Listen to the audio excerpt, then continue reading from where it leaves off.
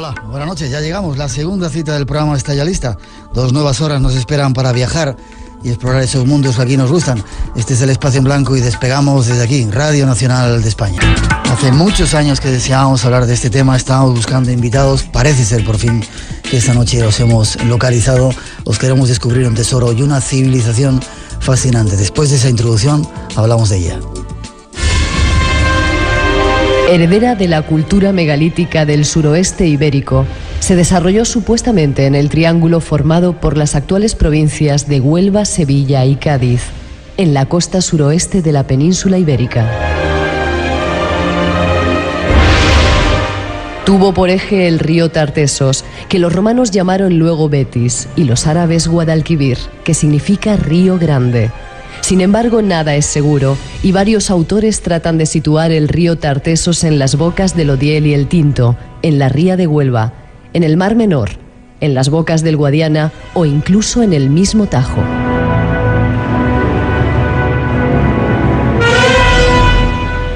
Los tartesos desarrollaron una lengua y escritura distinta a la de los pueblos vecinos y tuvieron influencias culturales de egipcios y fenicios. Y según muchos, son un resto de una cultura aún mucho más antigua. La historia ha comenzado a desvelarse y ya tenemos algunos datos ciertos sobre ellos. Y esta noche queremos darlos a conocer.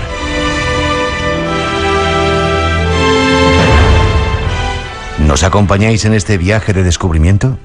Si es así, como siempre, sois bienvenidos.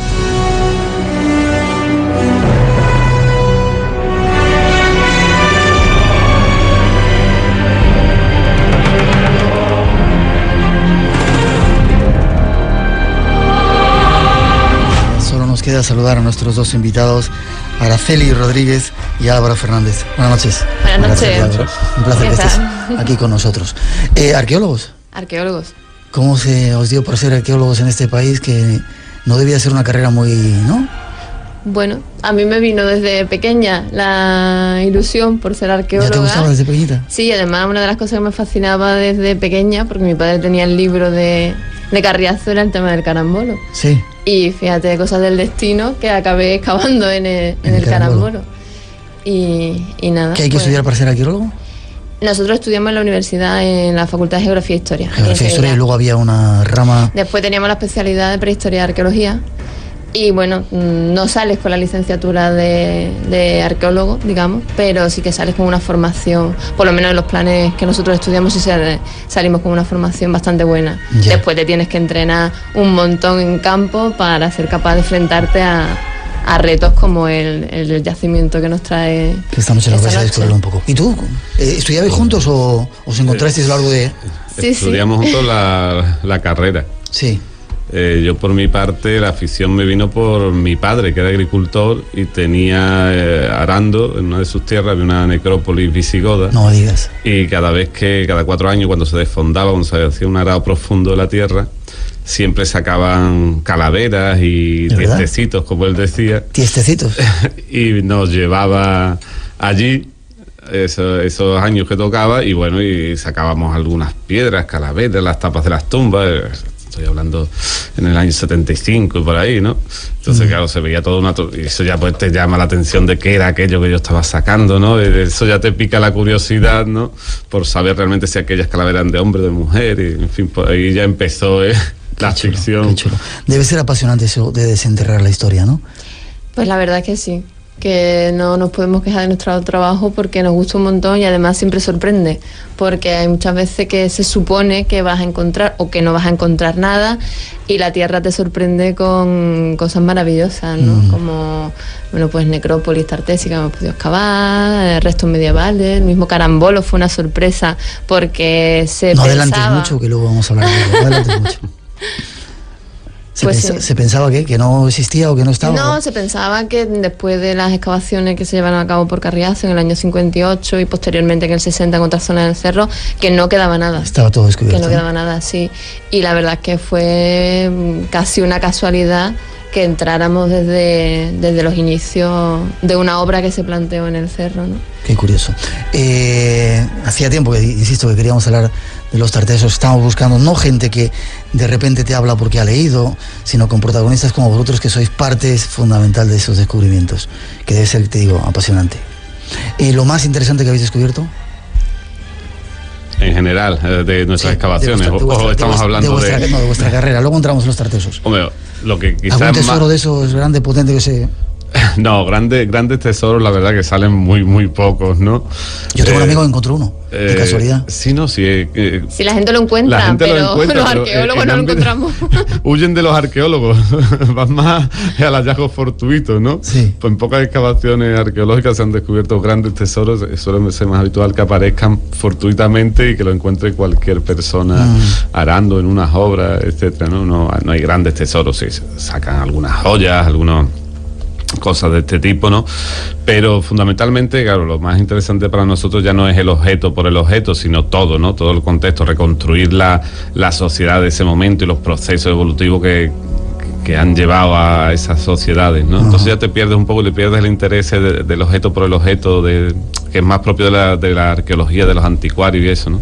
Ya te vas, digamos, a unos ámbitos, unas esferas superiores y quieres saber más, quieres saber todo la sociedad que dio origen a aquello, ¿no?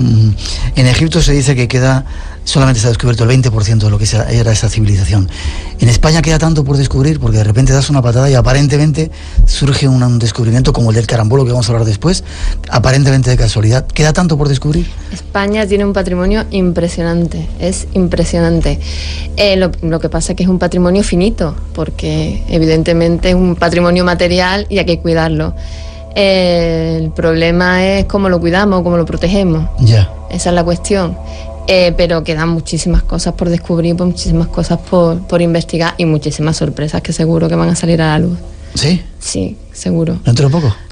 Bueno, no, pues mira, no creo que dentro de poco, porque con la crisis inmobiliaria que tenemos, desafortunadamente las intervenciones arqueológicas al 95% diría se han financiado por la promoción privada, porque actuaban en zonas que estaban protegidas y había que hacer una intervención arqueológica, y eso ha dado lugar a que en los últimos 15 años se hayan hecho muchos descubrimienos. Porque iban a construir y antes de construir tenéis que entrar vosotros para ver qué había. Sí, financiación pública para investigaciones en campo es poquísima la que hay, ¿no? Ya. Tengo un amigo, no puedo decir quién es, por si hacéis vosotros eso, que de repente va por el campo, ve un cerro y dice, allí hay algo. Es decir, por la forma de que está constituido el terreno se puede saber que había algún asentamiento, que había un lugar de enterramiento, y esta mano no falla. Dice, ya había un cementerio, vas y encuentras un montón de cosas. Sí, eso es posible, vamos, o sea, hay un patrón de asentamiento de determinadas culturas que si tú lo controlas, aunque sea inconscientemente, sabes, ¿no? O sea, si tienes, por ejemplo, un punto de agua, una pequeña elevación y un llano quizás al lado, pues sabes que hay un punto de agua, un pequeño llano donde poder practicar la agricultura y una elevación donde está el medio protegido, ¿no? O sea, depende de las culturas de distintos puntos, pero sí, además que el patrimonio, como decía mi compañera, es que es excepcional, ¿no? En España y en Andalucía, por ejemplo, en particular, en la zona más meridional de España es apabullante, ¿no? De hecho, aún se están catalogando nuevos yacimientos diariamente en las cartas arqueológicas que se están llevando a cabo, ¿no? O sea, no paran de salir yacimientos y que no se están acabados, simplemente se detectan, ¿no? En superficie lo que hay. Que si se excavara, bueno, todavía no hemos sido capaces incluso ni de digerir todo lo que estos 15 años, como ha dicho Araceli, se ha ido sacando en base a toda la promoción inmobiliaria que ha ido haciendo que se tuvieran que hacer intervenciones. No hemos sido capaces de digerirlo científicamente. Todavía eso tiene que trascender incluso al gran público. O sea, pasarán unos años hasta que removamos en gran parte la historia, sobre todo la historia antigua y la protohistoria de la península. Pues estamos tratando esta noche de darlo a conocer. Decir que habéis escrito un libro que se llama Tartesos Desvelado, de la editorial Alfaguara. Almuzara, que ha sido un éxito, ¿no? Porque vender lo que estáis vendiendo con un libro de arqueología. Pues sí, la verdad es que es sorprendente, porque... ¿Se encuentra fácil por ahí el libro? Creo que sí. Nosotros que cada 2 por 3 estamos bicheando por internet a ver por dónde anda. Sí, lo vemos en bibliotecas, o sea, en librerías muy habituales, que es fácil de adquirir. Bien, me alegro. Estos son nuestros 2 invitados, Álvaro y Araceli. Con ellos nos vamos a ir de viaje a descubriros esa civilización que para nosotros durante muchos años ha sido algo fantástico, que tratábamos de conocer. Esta noche vamos a ver unos cuantos datos de primera mano. Ellos están ahí excavando y nos vais a llevar mañana a verlo. Mañana vamos a ver el yacimiento. Bien, ahí vamos.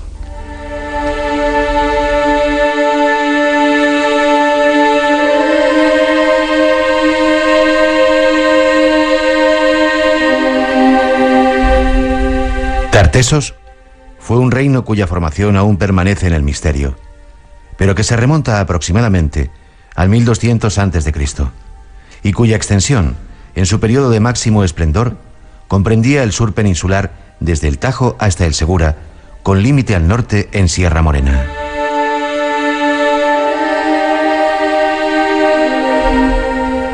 La localización de su capital, Tartesos, una ciudad-estado que dio nombre a toda su área de influencia, a falta de datos arqueológicos es también incierta. No obstante, sí se sabe que ocupaba el área suroeste de la península ibérica, en torno a la desembocadura de los ríos Guadalquivir, Odiel y Tinto.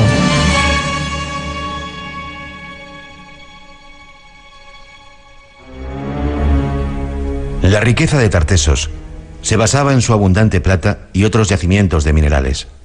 También su clima y suelos eran apropiados para el cultivo de la vid, del olivo y del trigo, base fundamental de la alimentación de los pueblos mediterráneos. Su organización política, que era superior a las del resto de los pueblos ibéricos, estaba basada en el Estado territorial. Este tenía el centro en una ciudad que constituía la capital y a cuya cabeza figuraba un monarca. En cuanto a la sociedad de Tartesos, esta se hallaba dividida en clases o castas.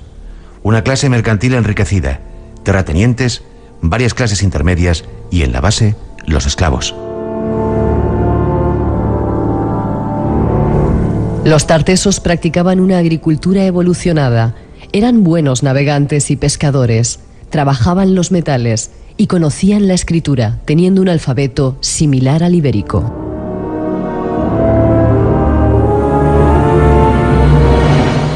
La explotación minera, plata, cobre y oro, y el tráfico del estaño, la ruta de las casitérides, les llevó a un activo intercambio comercial.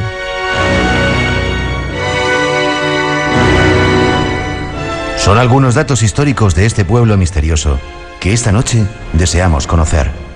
Nuestros invitados nos aportan más datos.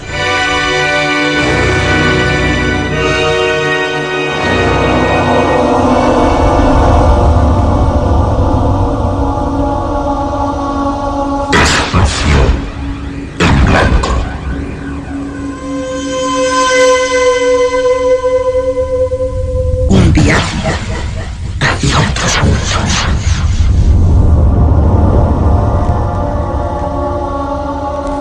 Viajando esta noche para tratar de descubrir algo de los tartesos. ¿Quiénes eran? Aquí en Radio Nacional de España, pues se me olvidó. ¿Quiénes eran los? Poníais mala cara cuando estábamos dando estas informaciones. Hemos buscado en varios sitios, no solamente en vuestro libro, para dar diferentes puntos de vista. ¿Dónde estaban localizados los tartesos y quiénes eran? ¿No llegaban tan hasta el norte, como hemos dicho? Quizás habría que empezar por quiénes eran o explicar que hay distintas corrientes de investigación respecto a Tartesos, ¿no? O sea, siempre es positivo que haya varias corrientes investigando un asunto, porque, bueno, nadie es poseedor de la verdad absoluta, ¿no?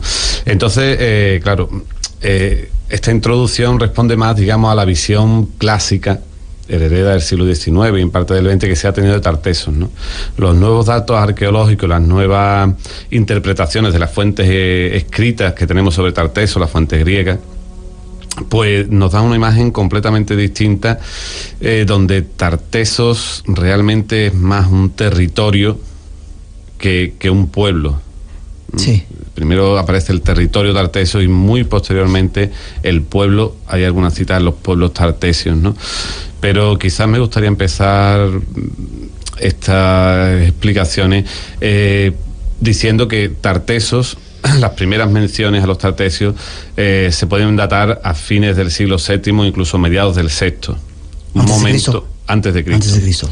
Un momento en que ya en todo el suroeste peninsular, ese área que podemos denominar tartésica, se han instalado los fenicios con sus colonias hace 3 siglos antes, ¿no? finales del siglo IX están ya aquí los fenicios. Por lo tanto, las primeras referencias a Tartesos surgen de los griegos y son muy tardías respecto a lo que después los investigadores, los historiadores han querido transmitirnos de Tartesos. O sea, Tartesos no existe antes de esas primeras referencias de los griegos, ¿no? No sabemos, ellos no dicen que allí siempre hubiera estado Tartesos, ellos hablan cuando llegan aquí de Tartesos como un sitio, y esa realidad que ellos están viendo es una realidad que está formada por las colonias griegas. Sí, nos han dicho que no hagamos ruido en la mesa, que... Déjame que te diga una cosa. ¿La Biblia habla de ellos? ¿Se habla de Tarteso en la Biblia? Se habla de Tarsis. Tarsis. Sí. ¿Tiene que ver con Tartesos? Depende del investigador. Sí. Según la nacionalidad del investigador, suele llevársela a su lugar, ¿no? Más cerca o más lejos. Hay tantos criterios a favor como en contra de que esa Tarsis sea Tarteso, o puede ser la Tarzo que hay por la zona de Anatolia y por ahí, o incluso otras ciudades que estuvieran más hacia la India, en fin. No hay un criterio seguro, una posibilidad cierta de que alguien diga esta es la ubicación. De todas maneras, eso era muy interesante antes, hubo mucho debate por eso, porque claro, suponía que Tarteso, que la colonización fenicia se hubiera llevado en el siglo IX aquí a la península ibérica, ¿no? Y eso ya lo sabemos seguro por la arqueología. Eso es el dato más importante que aportaba esa noticia. Ahora, esa Tarsis, no hay una seguridad. Más preguntas, Santiago. Dicen que Tartesos fue el reino, el pueblo Tarteso, tan legendario porque los fenicios lo tenían como oculto, no le querían contar a los griegos que había un lugar que se llamaba una tierra de prosperidad, la tierra del oro, y que lo tenían ahí un poquito guardado para que los griegos no se enteraran. ¿Esto es cierto o es una leyenda? Que por eso se tardó tanto en llegar a conocer históricamente Tartesos, porque los fenicios no querían decir que ahí en un lugar de España había un sitio, la tierra de jauja y promisión, y además una tierra donde, espera, a ver, bueno, contéstame, te digo, porque decían también que era un refugio de los pecadores, donde venía aquí gente, expatriados y huidos. Por ejemplo, Jonás, para eludir el castigo de Jehová, pretende refugiarse aquí en Tartesos. Bien, igual son cosas que no suenan y son locuras que... No, yo creo que tienen hay una parte de razón, y es que toda esta zona del suroeste, que era rica en minas, que controlaba buena parte del comercio o de las rutas comerciales, tanto terrestres como marítimas, como fluviales, estaban ubicadas en esta zona y estaban controladas por los colonos fenicios. Entonces el Mediterráneo, digamos que en ese momento estaba dividido en distintas potencias, y Bello es una de las principales potencias comerciales de ese momento. Y por supuesto suponemos que era un punto de control importante, y supongo que no le haría mucha gracia tampoco que estuvieran los griegos intentando filtrarse en sus propios circuitos, ¿no? Ellos comerciarían, pero desde otros puntos. Ya. Y respecto a si era una tierra de promisión, una tierra de jauja, el país, no sé si de la plata lo han llamado, del oro, e incluso el refugio de pecadores. Hombre, toda esta zona, como ha dicho mi compañera, es muy rica.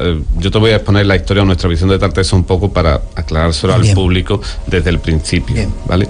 Para nosotros, Tartesos, lo que sabemos de él ahora mismo es lo siguiente: que en el siglo IX se produce la colonización del suroeste de la península ibérica por parte de los fenicios. Esa colonización implica, como su propio nombre dice, el asentamiento de colonos y por lo tanto la creación de ciudades, la creación de una economía diversificada con metalurgia, con comercio, con artesanado, con todo lo que requiere una colonia, una metrópoli. Incluso esas metrópolis después tendrán pequeños puntos de asentamiento cercanos, ¿no? Y todo eso se extiende desde Málaga a toda la costa, incluido lo que después sería el Lacus Ligustinus, ¿no? Que era la ensenada tartésica que entraba incluso hasta la propia Sevilla y toda la zona de Huelva, incluso Portugal, ¿no? Toda esa zona se produce la colonización fenicia. Y esa zona evidentemente es rica en minería, sabemos de Huelva, incluso la zona de aquí de la Sierra Norte de Sevilla, muy rica en minería, rica en también agricultura, en fin. Toda esa zona está bajo control, digamos, de las metrópolis, de las colonias, al menos hasta hasta finales del siglo VII antes de Cristo, desde el IX hasta finales del VII. Y es en ese momento, precisamente, cuando se detectan una serie de cambios en la cultura material, donde ya empezamos nosotros a diferenciar otro mundo distinto. que será el camino hacia el mundo turdetano. En ese mundo, en ese cambio, hay una época que denominamos la crisis del siglo VII, VI, se destruyen los santuarios que había, hay unos cambios en la cultura, dejan de aparecer cosas directamente traídas de Oriente. En ese momento de crisis es cuando aparecen las fuentes griegas hablando de Tarteso. Por lo tanto, lo lógico es que los griegos aprovechan ese momento de crisis para llegar a toda la zona del suroeste, a Tartesos, para llegar en ese momento de crisis, ¿no? Y era tan rico la zona, era el país del oro como se planteaba. Es decir, de aquí salía tanto oro y tanta plata que incluso llegó en un momento a bajar, o a la plata dejar de tener tanto valor porque había tanta de aquí que... ¿Hay datos históricos de eso o es un...?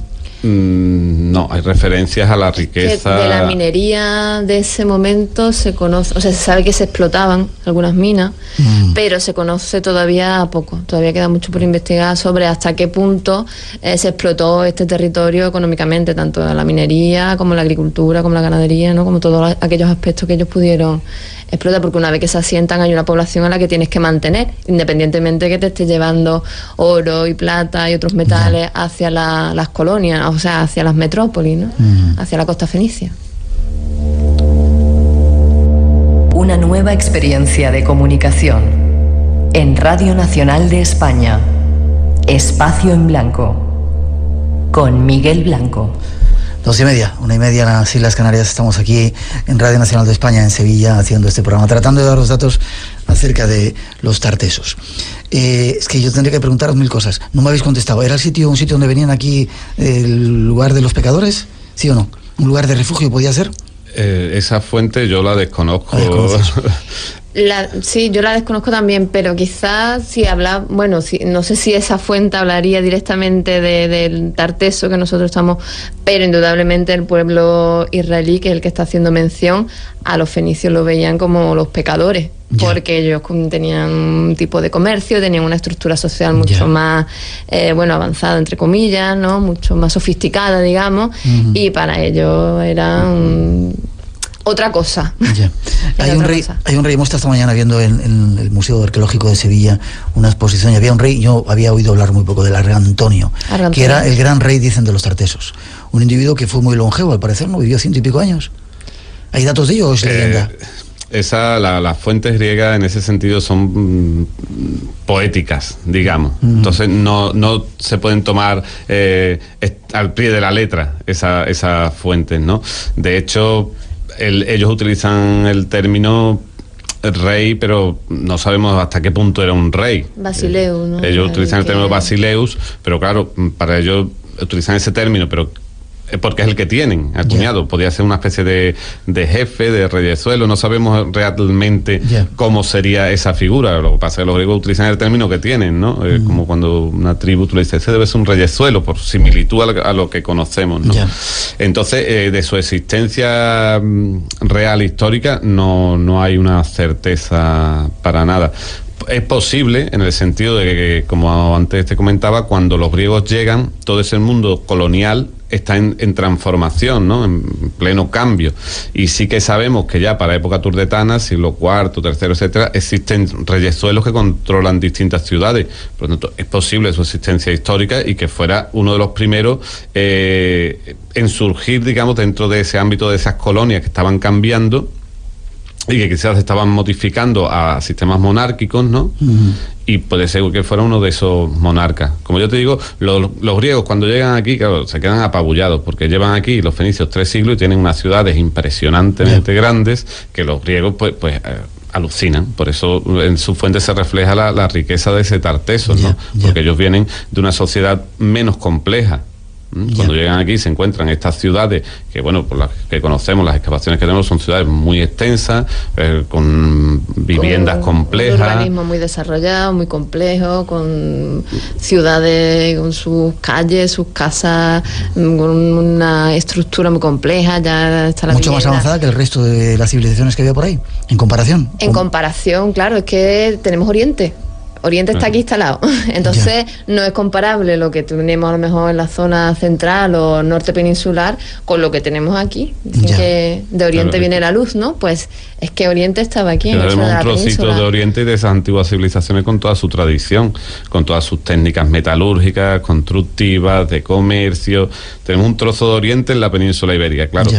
En ese sentido sí podríamos estar hablando de la primera civilización de Occidente, en el sentido de civilización. Es una sociedad que digamos que tiene una sociedad estatal, que tiene una cierta complejidad en el urbanismo, en el comercio, que tiene escritura, evidentemente. Pues evidentemente los fenicios de aquí tenían escritura porque ya la traían de allí. Entonces, digamos que dentro de Europa sí podemos considerar que es la primera civilización o sea que europea. Para vosotros, los tartesos son una parte de los fenicios que se sentaron aquí. Exactamente. El mundo colonial del suroeste peninsular sería Tartesos para los griegos. No podemos olvidar que ese término lo utilizan los griegos cuando llegan aquí y cuando ese mundo está cambiando incluso. Cuando está dejando de ser tan oriental. Seguramente en virtud de esos cambios, de esa crisis hace que los griegos puedan penetrar, ¿no? Hay una debilidad en el poder y penetran. De hecho coincide con el final de los santuarios y esto no es una cuestión baladí, porque es que el santuario en todo el mundo fenicio oriental es el que actúa como correa de transmisión de la metrópoli. O sea, el santuario es el que vincula la colonia a la metrópolis. ¿Cómo podemos conjugar que los santuarios sean destruidos mientras que las ciudades permanecen? Porque la transmisión metrópoli-colonia se rompe. O sea, el juego de poder que había se rompe en esa época, en mediados del siglo VII. Se queman los santuarios, se arrasan. De hecho, el tesoro del Carambolo fue escondido y nunca fue recuperado. Y se escondió en ese momento, a fines del siglo VII, cuando se destruye el santuario y además se amortiza y se queman los tesoros, se hacen hornos para expoliado completamente. En ese momento de cambio, donde el poder, ahí hay un cambio de poder, es cuando penetran los griegos aprovechando esa debilidad. Más preguntas que os hago. En esta mañana viendo en el museo hay muchos datos que tienen que ver con la cultura egipcia. De hecho hay figurillas, hay el ojo de Horus, que tenían que ver la cultura tartesa con Egipto y esa influencia. Y luego hablarme de los dioses Baal y Astarte, que son dioses que yo he visto en Siria, en otros lugares del mundo, como los que eran los predominantes en ese lugar. ¿Qué pintan aquí? Respecto al tema del material egipcio que tenemos aquí, pues eso, la explicación está en que los comerciantes fenicios, antes de llegar aquí a la península ibérica, van haciendo comercio con toda la zona del Mediterráneo que están atravesando, entre ellos egipcios. Egipto es uno de los grandes proveedores de piezas y de fetiches. Es un material muy apreciado. Entre ellos, por ejemplo, están los escarabeos, hay marfiles, hay multitud de objetos que ellos compran en Egipto y lo utilizan como mercancía de cambio. Y es de ahí de que aquí tengamos muchos restos de ese momento, tanto en épocas antiguas, siglo IX, siglo VIII, como en épocas posteriores, porque es un elemento al que se le sigue dando valor, es un elemento de prestigio. No todo el mundo podía adquirir una pieza que venía de Egipto. Incluso existen, que se han visto en algunos yacimientos, imitaciones fenicias de material egipcio. Y hacían también copias como los... Hacían copias. Curioso los viajes que se pegaban desde todo el Mediterráneo, desde Egipto llegar hasta aquí, ¿no? Claro, ellos tenían colonias además por casi todo el Mediterráneo. Tenían el norte de África, estaban en la zona de Italia, hasta que llegamos a la península ibérica. Los dioses, Astarte y Baal, ¿qué pintan aquí viniendo de esas culturas ahí tan lejanas? Pues por la colonización. Como te comentaba antes, ellos hacen una colonización y claro, en la colonización se traen sus propios dioses. Entonces, pues claro, lo primero que hacen cuando llegan aquí, aparte de instalar sus núcleos urbanos, es montar su santuario. En cualquier cultura lo primero que hacen casi es montar el pequeño poblado y la iglesia, la catedral, la mezquita o en este caso el santuario. Más en este caso que el santuario no tiene solo las funciones que hoy en día le podemos dar a un santuario, a un templo, ¿no? El santuario en ese momento es garante del comercio, es garante de las transacciones de propiedad, tiene unas funciones muy amplias en el sentido comercial como que puede ser un notario, ¿no? De hecho, todavía en época de Cristo, ¿no? Cuando expulsa a los comerciantes del templo, eso lo que está reflejando es ese templo donde todavía el templo funciona como garante de las transacciones comerciales. No es que estuvieran allí a la sombra de la pared, ¿no? Están actuando con los sacerdotes como garantes de esas transacciones e incluso depositando allí las garantías, determinados fondos, etcétera, casi banqueros, ¿no? Se podría decir. Entonces, cuando Cristo los expulsa, todavía, fíjate, está perviviendo eso. Entonces, la construcción de un santuario era lo primero. Y en el caso de Astarte y Baal, además, es que primero son dos dioses principales y muy relacionados con la navegación y el mundo colonial, y también con la astronomía, porque era básica para el tema de la navegación. Los mapas para las estrellas y todo era básico, ¿no? Ya. Hemos visto también que era curioso porque los dioses estaban vivos en el templo, es decir, no fueran, por lo menos eso nos contaban incluso esta mañana en el Museo Arqueológico, ¿no? No solamente tenían un altar, sino que ahí moraban como si fueran realmente vivos, y había que ofrecerles sacrificios, sangre, bueyes, toros. Además está la figura del toro, que es algo muy importante, que quizá de ahí ha derivado toda una cultura extraña en nuestro país, ¿no?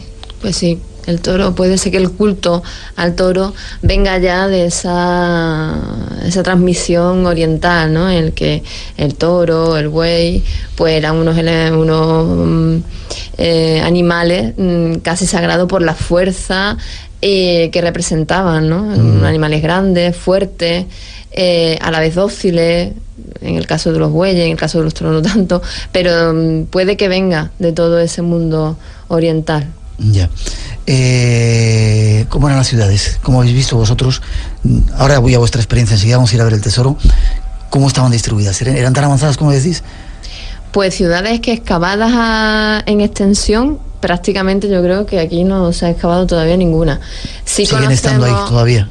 Siguen estando porque están debajo de nuestras propias ciudades. Sí. No son, en los casos que nosotros hemos excavado, que conocemos, que en el entorno que nos movemos del Bajo de Guadalquivir, son 3 las que tenemos aquí próximas, que una es la propia Sevilla. Sevilla, ¿sí?, tiene un origen fenicio con el nombre de Spal, y se ha comprobado en varias intervenciones arqueológicas. Lo que pasa es que, claro, cuando llegas a esos niveles que son los más profundos, llegas en una extensión mínima, entonces te da como para comprobar que realmente existe. Después también tenemos la experiencia de Alcalá del Río, la antigua Ilipa. Allí sí hemos podido comprobar también nosotros directamente que hay una ciudad, que hay una ciudad bastante compleja, de la que hemos podido excavar parte de algunas viviendas y parte de una necrópolis bastante importante. Tenemos otro caso que es el de Coria, la antigua Caura, en el que también se han excavado parte de esa ciudad. El problema es que como son yacimientos en los que hay ciudades, digamos, son ciudades superpuestas, tenemos la ciudad fenicia, la romana, la medieval, pues claro, el llegar a esos niveles es bastante complicado. Pero en general lo que se observa es un urbanismo complejo, con las casas con distintas dependencias, con dependencias ya con funcionalidades concretas, la cocina, el almacén, zonas de habitación, digamos, estructura de planta cuadrangular. Se ve que hay un urbanismo bastante desarrollado. Y antes de 30 segundos además, porque tenemos que hablar del tesoro, ¿tendría algo que ver esta cultura de Tartesos con los atlantes, como algunos dicen? Incluso Platón parece que reflejaba que a lo mejor después de todo lo que vio, decía que Tartesos podía ser una parte de Atlántida, o incluso que perteneciera a una civilización antigua desconocida como es la Atlántida. ¿Aceptáis que pueda existir como arqueólogos una civilización todavía que no se haya encontrado como puede ser la Atlántida? No, es que no hay una fuente, no hay la asociación de la Atlántida de Platón con Tartesos es una cosa actual, ¿no? No hay una certeza ni un acercamiento siquiera, y la ubicación que se hace en teoría aquí en las marismas del Guadalquivir, pues bastante imposible, porque estamos hablando de que en época romana eso es el Lacus Ligustino, que antes de época romana, hacia el año 1000, el mar penetra completamente en toda esa zona, con lo cual si ahí hubiera algún tipo de isla de elevación, se habría visto en época romana todavía, se habría sido visible, y los romanos no citan nada ahí, no se ve hoy en día tampoco. Yeah. Y los análisis geoarqueológicos que se han hecho de esa zona no muestran en principio nada. De hecho, esto último que salió en internet, que también salió en varios programas, esas huellas circulares que se aprecian desde el punto de vista geológico, resultan prácticamente imposible que se apreciara en superficie. Ha quedado claro. Navegando esta noche por la historia con dos de los protagonistas que se dedican a desentrañarla y hablando de Tartesos, esto es Radio Nacional de España, queremos hablaros de un tesoro que hemos estado viendo esta mañana y que es absolutamente increíble. Hemos estado viéndolo esta mañana y es increíble, ¿verdad? ¿Lo habéis tocado vosotros el tesoro? No. No.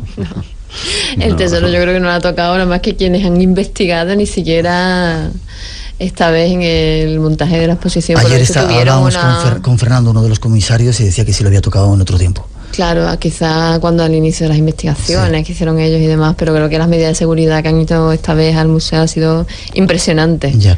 Y es así como lo encontraron, de casualidad, como casi siempre estos hallazgos. Si no hubieran picado un poco más, nos hubiéramos perdido ese tesoro y no solamente por el valor que tiene, sino... Sí, totalmente de casualidad, porque en aquel momento no debieron de imaginar que en ese cerro existía un yacimiento de tal envergadura. Fue la casualidad la casualidad y la fortuna de que se pudiera recuperar ese tesoro. ¿Cuántos no se habrán perdido? Claro. Por azares que te han llevado a descubrir y que no se han revelado después, ¿no? Fue la buena gestión y la voluntad de sus trabajadores de que ese tesoro se pudiera recuperar y ponerlo en manos de investigadores. Vosotros estáis trabajando ahora allí, ¿no? Parte de vuestro trabajo es en ese lugar, en el Carambolo, que se llama. ¿Por qué se llama Carambolo? Porque a ese pequeño cerro redondeadito que escarpan el Aljarafe se les llama carambolos. Y ese se ha quedado fosilizado ahí el nombre. Ajá. ¿Y habéis trabajado ahí? Hemos trabajado, nuestras excavaciones se realizaron desde el año 2002, que fue cuando iniciamos la primera campaña, hasta el 2005. Desde entonces no hemos vuelto a intervenir directamente en el cerro. Ya. ¿Y No, hemos investigado, pero ya en temas de laboratorio, gestión de ya ahí. Ya. Aquello era un templo, era un lugar de culto. Aquello era un santuario. Sí, no me salía la palabra. Un santuario con toda la magnificencia que tienen los santuarios orientales, que es un santuario con sus 4.500 metros, 5.000 metros cuadrados.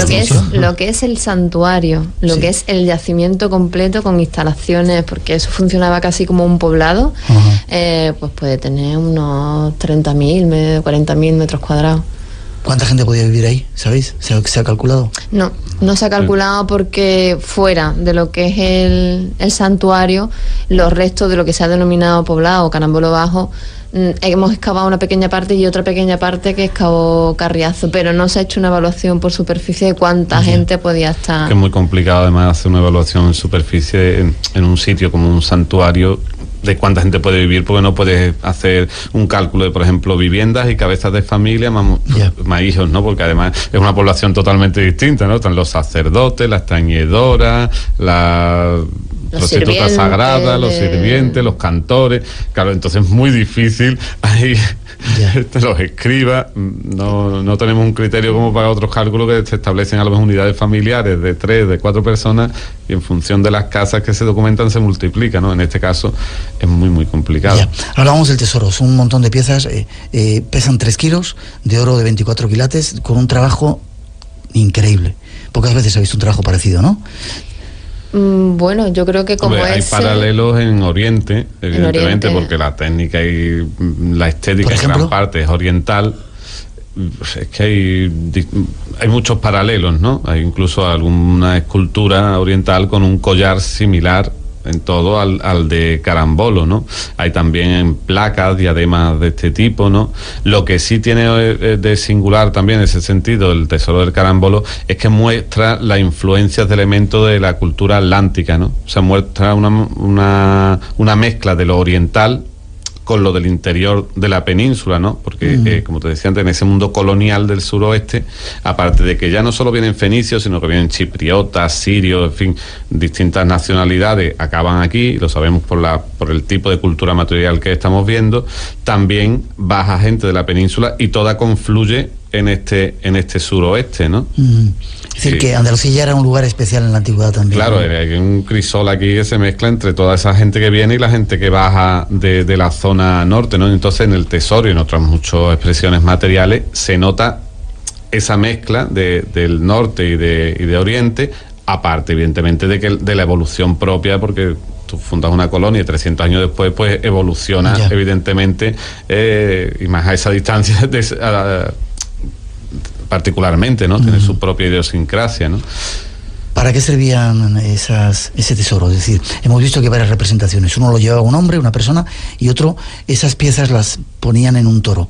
Sí, existen varias interpretaciones. Espera, vamos a decir a nuestros oyentes que lo busquen en internet para que vean un poco la imagen, que es increíble.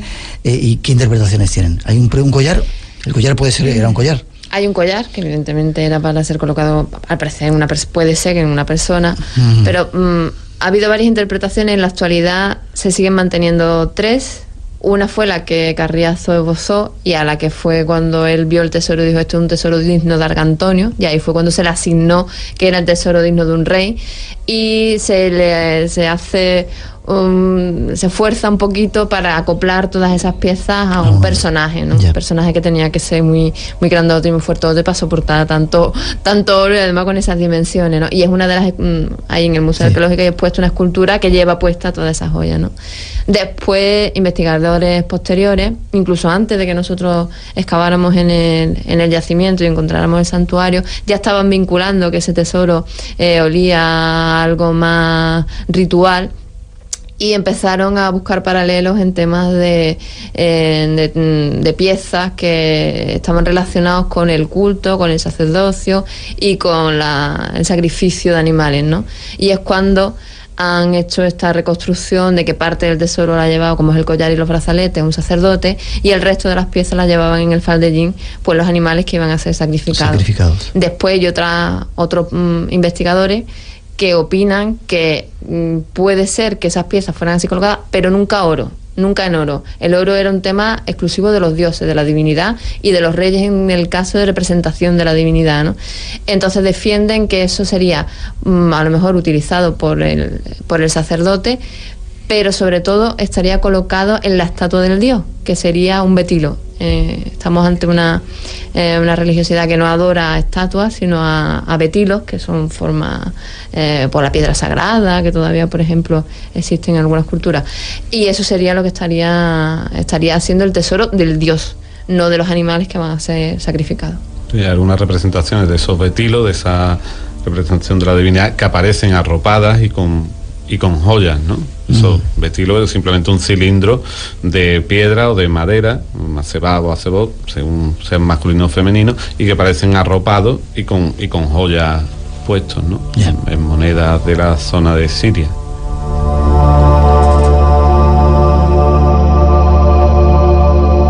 Tres minutos nos quedan para terminar. ¿Cómo sería cuando lo encontraron de esos trabajadores? Hay una foto del trabajador que lo encontró, se debió quedar alucinado. Y qué honrados que lo devolvieron, ¿no? De hecho, hay una pieza rota, porque contábamos en esa introducción, él creía que no se creerían que era oro, y decían que era bronce. Rompieron para ver si era bronce, cobre o si era oro. Alucinante encontrar eso, ¿no? Pues imagínate, qué sorpresa se dieron de llevar. ¿Creéis que queda mucho todavía por encontrar? ¿En el Carambolo? En estos lugares que estáis vosotros por ahí. En estos lugares, sí. Hombre, tesoros no sabemos, porque el expolio ha sido tan fuerte y lo que iban buscando eran objetos metálicos. Expolio ha sido... ¿Sí? Aquí en Andalucía se ha expoliado muchísimo. Muchísimo. ¿Y esas piezas dónde están? Ya. Muchas se han recuperado porque estaban en colecciones privadas, otras, porque se han incautado, porque se han podido recuperar de cuando se han intentado hacer las transacciones comerciales, pero muchísimo se ha perdido a través de ese expolio, seguro. Ya. Y queda mucho por encontrar con esos tesoros. Queda mucho. Para poder explicarnos la historia. Bueno, muchísimo. Queda muchísimo por investigar. Como decía Álvaro, si todavía no se ha podido digerir lo que hemos ido excavando en estos últimos años, haría falta un periodo de reflexión para lanzar nuevas hipótesis y poder seguir trazando líneas nuevas de investigación, ¿no? Sí, incluso en el mismo Carambolo no está excavado, ya te digo, solo está excavado una mínima parte de lo que es el santuario principal, pero todavía queda dentro del santuario un trozo bastante grande, y en todo el poblado, digamos, la zona de los sirvientes asociada también queda muchísimo por excavar, ¿no? Y todo eso te puede estar dando sorpresas constantes, ¿no? Como el altar que se ha encontrado en esta campaña, o determinados objetos materiales también que hemos encontrado en esta campaña, que nos ayudan a conocer todo el comercio que se está desarrollando y toda la vajilla, digamos, lo que es caracterizar un santuario en ese momento, que te ayuda a otros yacimientos que no sabía que eran santuarios, a decir, oye, pues mira, aquí hay otro y este es el de esta ciudad, aquí hay otro, en fin. Pero sobre todo la digestión de esto, importante es que a través de todas estas intervenciones últimas en el carambolo y todas estas nuevas visiones de sacrificio, etcétera, Tartesos ha dejado de ser, digamos, una cultura indígena previa a los fenicios para hacer una cultura plenamente urbana, con escritura, con un estado, y verdaderamente la primera civilización de Occidente, pero ya con un fundamento y sin patriotismos, digamos, patriotismos aparte, ¿no? Y de repente desaparece, nos queda un minuto, y no se encuentran restos hasta ahora. Qué difícil ha sido encontrar una prueba realmente auténtica que diga, deja de ser leyenda, es una realidad, ¿no? Claro, el tesoro del carambolo, el hallazgo fue el punto de inflexión donde dijo ¿Esto a qué cultura pertenece? Si no es romano, si no es calcolítico, ¿qué tengo en medio? Pues Tarteso tiene que ser de ahí, ¿no? De hecho, la importancia fundamental del carambolo es que materializa por fin ese mundo colonial que los griegos denominaron Tarteso.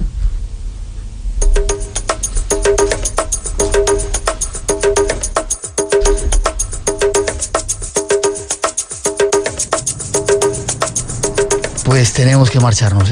¿No queréis dar una página web? Tenéis un libro en la calle Tartesos Desvelado que lo pueden encontrar por ahí, ¿no? Sí. ¿Y nos vais a llevar mañana a ver mañana el nos vamos de visita al carambolo. Sí. Araceli, ha sido un placer que haya estado con nosotros. Muchas gracias. Ha sido un placer que haya estado con nosotros. Gracias por vuestro trabajo, sobre todo por desvelarnos la historia de Retazos y sobre todo dejar de que sea una leyenda para convertirse en realidad. Me dais mucha envidia. Gracias. Gracias, un placer. Espacio en Blanco, en Radio Nacional de España, con Miguel Blanco. 3 y 6, 2 y 6 en las Islas Canarias, vuelve el tiempo del misterio a Radio Nacional. Una horita casi nos queda para seguir compartiendo estos temas que nos gustan. Gracias a todos por seguir ahí en Radio 1, Radio 5 en directo. También a todos los que llenáis el espacio en blanco a través del podcast, descargando, haciendo que seamos uno de los más descargados, y a todos los que nos escucháis fuera de nuestras fronteras, saludos desde España. Redes sociales abiertas, Blanco Radio en Facebook, Twitter y Instagram, 900-137-137 nuestro teléfono. Preparaos que enseguida viene David Cuevas a contarnos una historia que pone los pelos de punta también. Y vamos con estas psicofonías, la última parte que teníamos preparado con nuestro primer invitado, Iñaki Carmona. Y no olvidéis, día 11 de mayo estamos en Tenerife, en el TEA. A partir de las 7 de la tarde estáis todos invitados. Vamos a hacer una gran fiesta de la radio allí.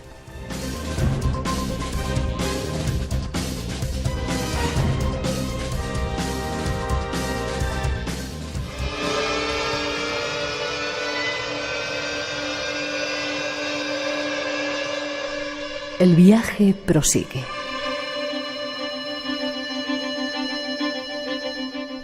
Nuestra siguiente parada, la Casa de los Muertos. Una investigación realizada en el interior del Museo Árabe de Cáceres, popularmente conocido como Casa de los Muertos. En él, los visitantes veían cosas raras, y el dueño dio permiso a la médium Ángela Gisleri y a nuestro invitado para pasar una noche. Les acompañaban un médico y un juez. Este se quedó impactado por unos hechos que desafiaban todos sus convencionalismos. Pongámonos en situación y conozcamos la extraña experiencia ocurrida allí. Vamos a situarnos, si te parece, ¿vale? ¿Dónde está este lugar? Museo Árabe de Cáceres. Museo Árabe Al-Burj de Cáceres, o popularmente, como se ha dicho, Casa de los Muertos. ¿Se llama así? Sí, popularmente llaman Casa de los Muertos, pero es Museo Árabe Al-Burj de la ciudad de Cáceres, donde los visitantes, como se ha contado en la introducción, pues algunos de ellos incluso veían como una mujer joven vestida de árabe, o más o menos de aquella época, y claro, por amistad con la medium y su marido, que es médico, que se ha contado, que nos acompañó, porque de casualidad una pareja que estaba en Cáceres eran amigos suyos, y uno de ellos era juez, que estuvo en la experiencia. Claro, una persona que del sepranatismo, convencionalismo, yo siempre lo digo, cuando me dicen respecto a psicofonías, tú para tener una opinión la tienes que basar en información. siempre. Claro. Porque lo demás es muy poco inteligente. Claro. Porque cuando me dicen es que eso no es científico, digo, no, lo que no es científico es el que la ciencia siempre se basa en cosas provisionales. O negar a priori sin tener información. Totalmente. Vale. ¿Pasaste la noche ahí? Pasamos casi toda la noche y en un momento dado, claro, hay un correlato de sucesos como es este, si quieres vamos con la primera psicofonía, pues vamos mal de tiempo, donde en un momento dado salimos a tomar un café porque llevamos bastante tiempo, ya estamos fatigados, y sobre el cierre de la puerta se va a oír el cierre de la puerta y hay una voz que dice "me ayudas". Es muy lejana, ¿eh? Escuchamos.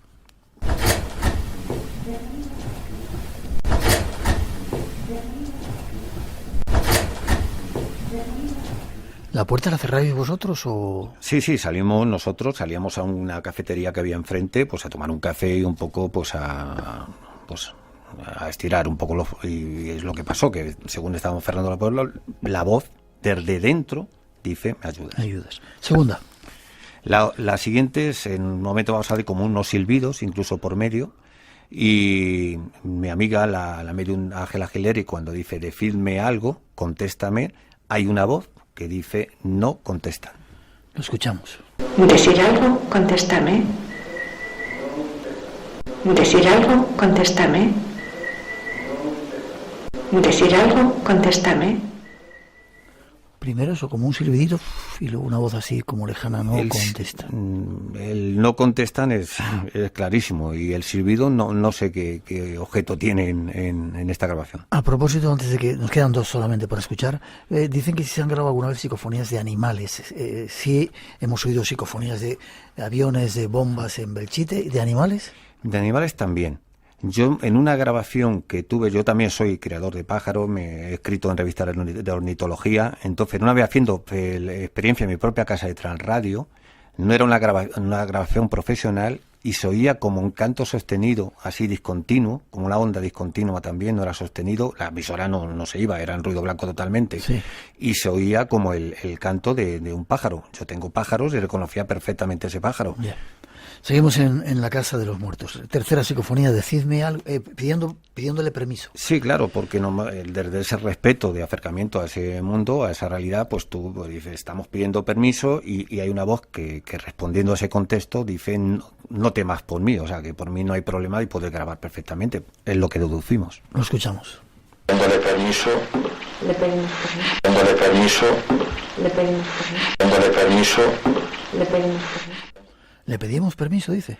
Yo digo, os pedimos permiso, o sí. Pidiéndole permiso, porque yo, hombre, es lo que digo siempre, lo que he dicho antes, yo normalmente intento ser respetuoso con la experiencia porque nos supera, no sabemos con lo que nos enfrentamos. ¿Y la voz dice?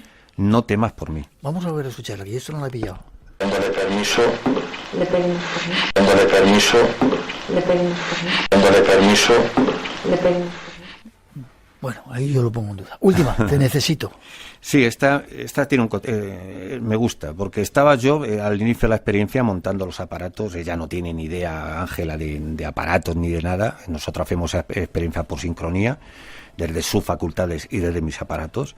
Y sin saber ella que yo estaba grabando, o sea, ya estaban en grabación los aparatos, se va a oír, se va a oír.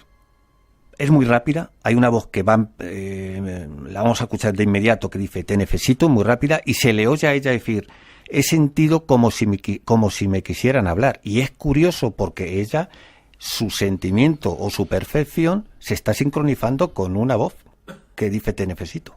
Vamos a escucharlo. Pero he sentido que querían hablar y lo necesito. Pero he sentido que querían hablar y lo necesito. Se escucha claramente.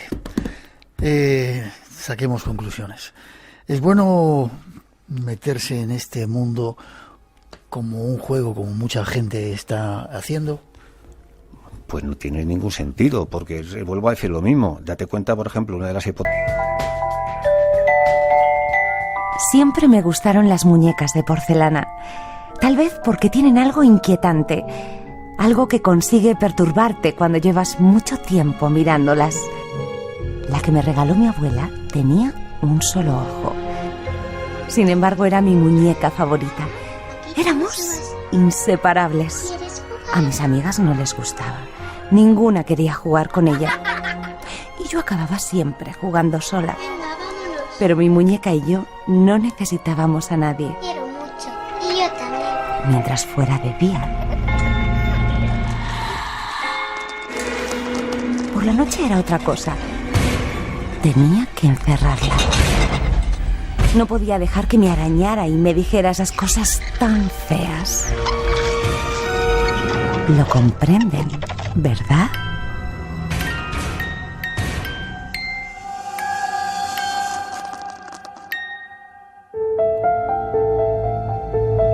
Espacio en blanco.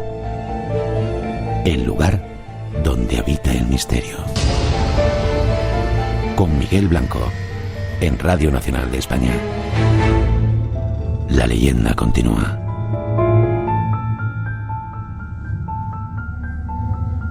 Un saludo para Espacio en Blanco desde las calderas de las Azores.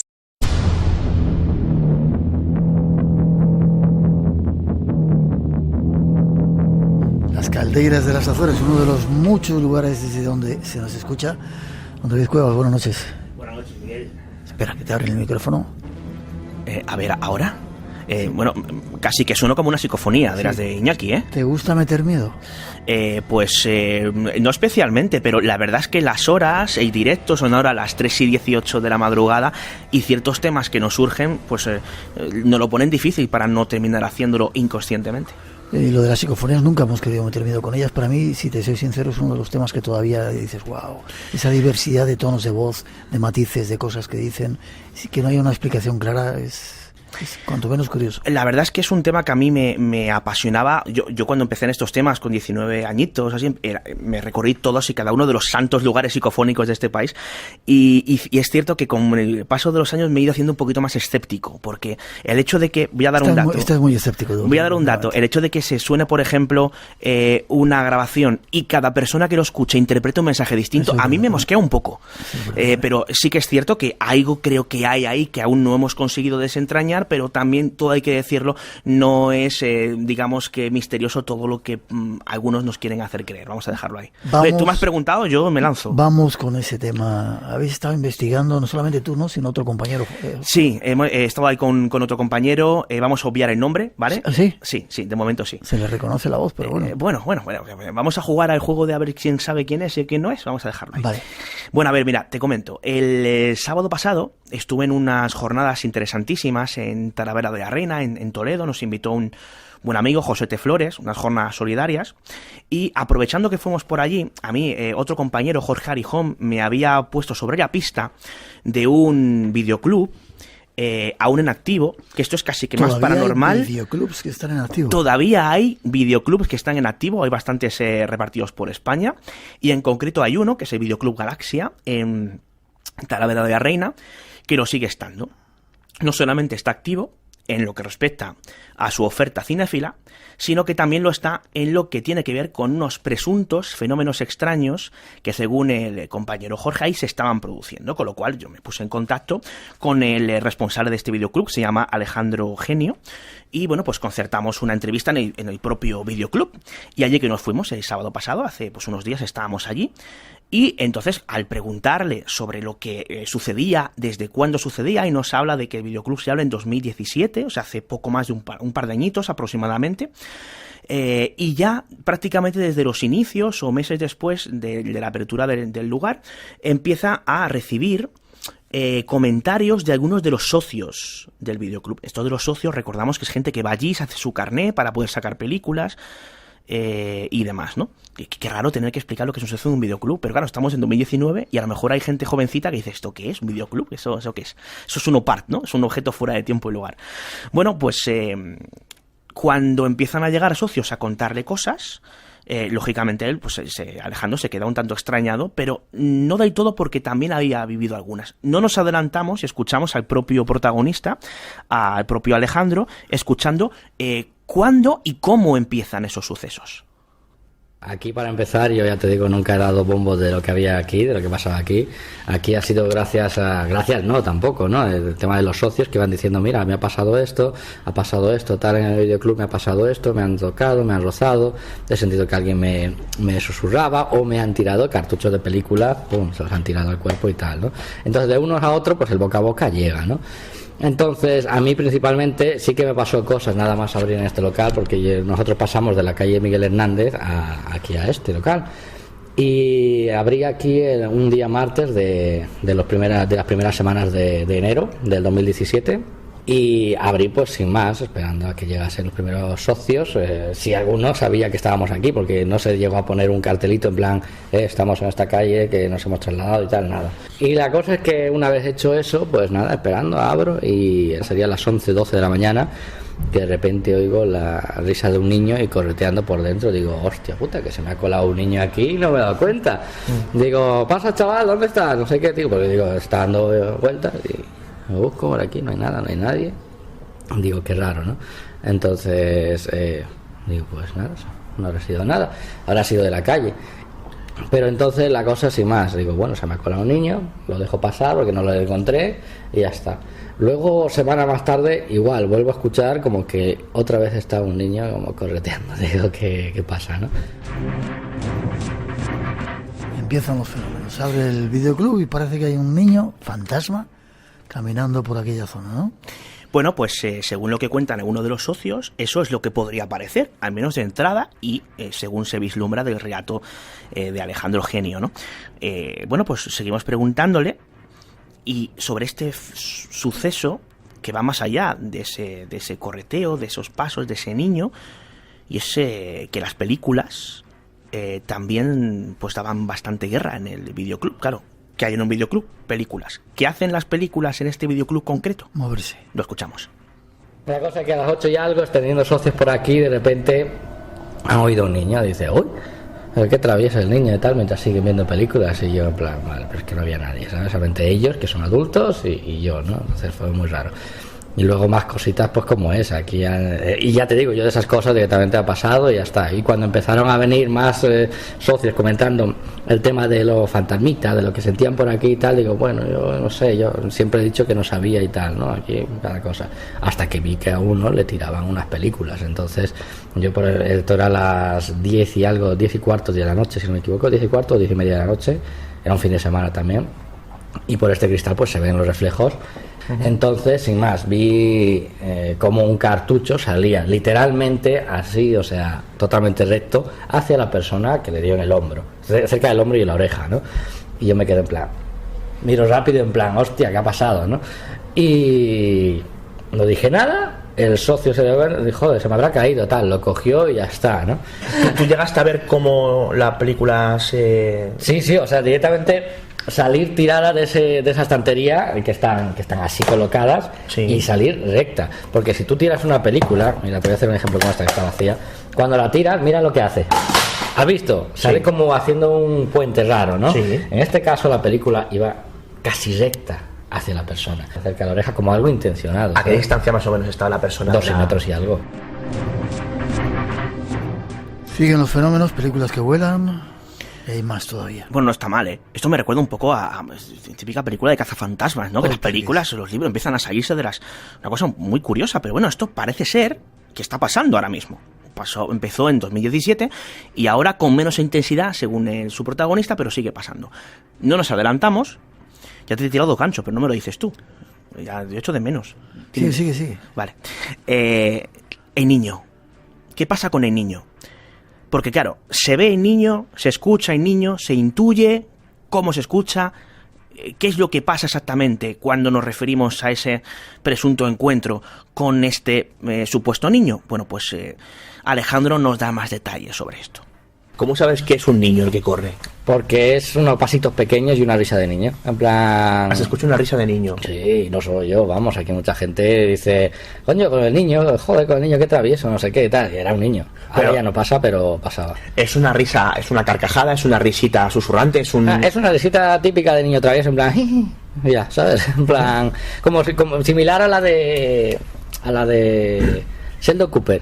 de la serie. Pues ese, pues igual, pero en niño pequeño, ¿sabes? Es muy curioso. ¿Cómo diste tú a conocer o cómo supieron ellos que aquí ocurrían cosas? ¿Se lo comentaste a todos los...? No, por eso os dije en la llamada del otro día, directamente aquí, yo mutis con todo.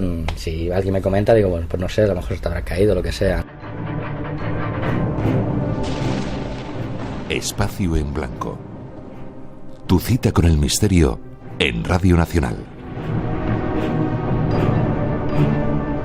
Ahora con David Cuevas contándonos extrañas historias que ocurren en un videoclub en Talavera de la Reina. Talavera de la Reina, en Toledo, efectivamente, el videoclub Galaxia, ¿no? Bueno, la cosa continúa, porque no solamente las películas, presuntamente siempre según nuestro protagonista, salen despedidas hacia los socios y esa risa extraña de niño junto a esos pasos y otra suerte de sucesos, sino que también resulta que hay quien interactúa con algo. Lo dejamos ahí. Una socia va al videoclub con su hijo y esto es lo que pasa. Luego también otra cosa que pasó fue muy curiosa en este pasillo de aquí. En este pasillo de aquí, que es la zona, fíjate, romance, comedia, drama y suspense, ¿no? La cosa que un día, sin más, vino una socia con su hijo. Esto sería un jueves. El niño estaba malito, si no me equivoco. Sí, un jueves o un viernes. Pero vino y eran las 12 y pico de la mañana, casi una. Y sin más, ella fue por ahí a buscar películas, al chaval le dejó también, entonces ella continuó por aquí buscando películas y tal. Y el chaval, pues no sabíamos dónde estaba y luego lo localizamos aquí, ¿no? Pero el chaval empezó a hablar solo.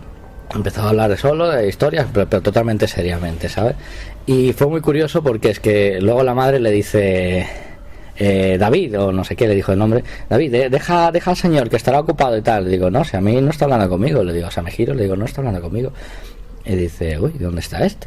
Y le busca por pasillo, le encuentra aquí, se queda como una cara de pan la mujer, en plan, ¿qué pasa, no? Le coge al niño del brazo y se va con él ahí agarrado del brazo todo el rato, todo el pasillo. Ya coge las películas que va a alquilar, viene al mostrador y me pone las películas, etcétera, y me dice, tienes algo raro en el videoclub, no sé qué es, pero tienes algo raro. Y ya, la cosa que tanto esa socia, obviamente con su hijo y tal, no han vuelto ni con las películas, ni para alquilar, ni para devolverlas, ¿sabes? Esa mujer se dio cuenta que ya había yuyu, ¿no? Que pasaba algo. Es su percepción, obviamente subjetiva, ¿no? Pero lo cierto es que el niño parece que estaba hablando con algo. ¿Podía estar el niño hablando con el fantasma del videoclub o con alguna suerte de amigo invisible? No lo sabemos. O a lo mejor simplemente pues estaba hablando consigo mismo. Es decir, no lo sabemos. Te lo digo, lo que decía a Iñaki, ¿cuándo vamos a ver películas en ese videoclub? Pues cuando quieras. ¿Tú quieres más de romance, de drama o de ciencia ficción? Me gusta todo. Eso está muy bien. Quiero ir a verlo. Y la variedad está la diversión. Bueno, seguimos. Más fenómenos, porque la cosa no queda ahí, y es que Alejandro nos extiende una suerte de sucesos que se fueron sucediendo pues en las semanas y meses posteriores en el inventado videoclub. Yo vivo estas cosas como algo normal. Quiero decir, porque date cuenta que estoy aquí todos los días, de lunes a domingo, sin parar, entonces escuchas cosas, oyes cosas, se te mueven cosas. Aquí ha habido, por ejemplo, antes de las épocas de Halloween, películas que se han caído, con títulos específicos, etcétera, ¿sabes? Por ejemplo, antes tenía, ahora lo tengo por género cada cosa, ¿no? Pero entonces lo tenía por, más o menos por título y orden de aparición. Entonces películas como la de Que Dios nos perdone, y no sé qué otra película más por ahí que está dentro de lo actual, bueno, se cayeron. Entonces, en el plan, yo acabo de entrar y lo primero que me encuentro las películas caídas, con títulos específicos como formando una frase, ¿no? Y te quedas en plan, ¿qué coño? ¿Sabes? Y dices, bueno, pues las recojo, las coloco, etcétera. Al día siguiente a lo mejor te encuentras la del exorcista caída, que la exorcista a lo mejor está dentro de estas y de repente está caída, ¿sabes? Entonces dices, ¿por qué? ¿Por qué me tiras las cosas? ¿Por qué las haces? Y luego, no solo eso, sino que, por ejemplo, aquí nos trajo un compañero una cosa de esta de temperatura, después de todo aquello, y lo mismo, este punto era como un punto muy, muy frío de temperatura. Y dices, ¿por qué aquí? ¿Por qué? Si no hay corriente en este tramo como para que sea algo frío. Y debajo sé que no sé si estarán esos garajes o qué, pero tampoco como para que suba un aire frío solamente porque alguien desaparque el coche, ¿sabes? Pero eso es así cosas curiosas lo que ha pasado aquí. No te quiero preguntar todavía o adelantar si qué había antes en ese videoclub, lo descubriremos dentro de un momentito, ¿no? Pero bueno, varios testigos, varios personajes que aparecen, pero hay más todavía, ¿no? Hay más cosas. Allá sumamos esos cambios, no sabemos si bruscos o no de temperatura, que es un tópico, ¿no?, de estas cuestiones, y bueno, también otra suerte de sucesos que tienen lugar ahí, ¿no? Las estanterías. Hay las estanterías, que a veces pasan cosas raras, no solamente las películas caen por sí mismas, sino que incluso algunos testigos dicen o da la impresión de que esas estanterías podían estar siendo empujadas por, siempre según sus palabras, algo que no estaba ahí. Otro caso que es básicamente con las estanterías, aparte de que salieran literalmente volando las películas, aquí estanterías enteras se han caído. O sea, la estantería no, pero las películas que las contenían sí, ¿no? En este caso, en la zona de la versión infantil, todas las películas cayeron a razón de una persona que pensábamos que era porque había tropezado o había enganchado con la ropa, lo que sea, pero no. Después de que haberlas caído, de nuevo el mueble como tal hizo como un empujón, como si alguien estuviera detrás empujándola, pero tienes un muro de casi 40 centímetros allí, salvo que alguien esté empalado dentro de las paredes y lo mueva, ¿sabes? Pero por lo demás tienes un muro de casi 40 centímetros, con lo cual no hay nadie para que las empuje desde detrás. Entonces eso fue muy curioso. Entonces estuvimos recogiendo las películas y tal, y ella estaba con miedo de... No, es que no me he enganchado, o sea, no podía ser posible.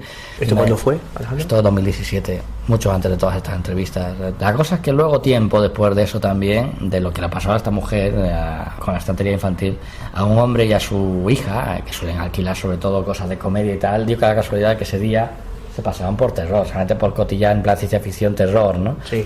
Y la que está al lado de terror, que es ciencia ficción, la primera, pues le pasó lo mismo, como si alguien lo empujase, entonces todas las películas de ahí cayeron.